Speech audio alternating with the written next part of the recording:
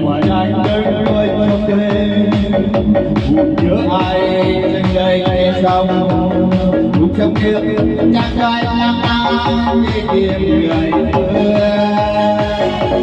nửa vòng trăng đêm mơ xa nửa nhớ mong anh đây không chờ trời đến anh cho tròn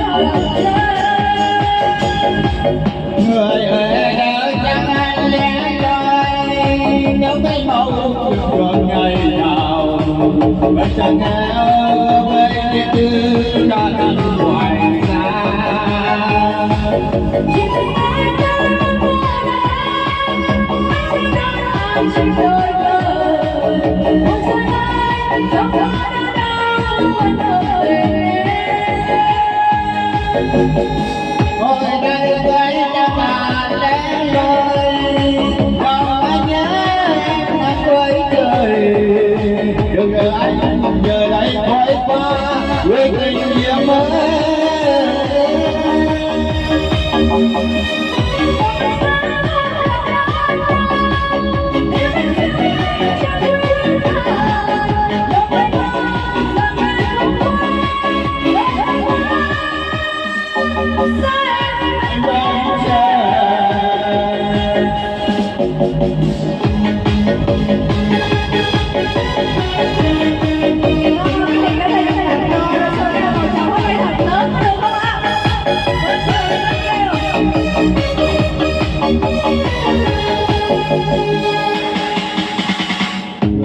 chẳng đừng quay trong đêm buồn nhớ ai đang rơi trên trong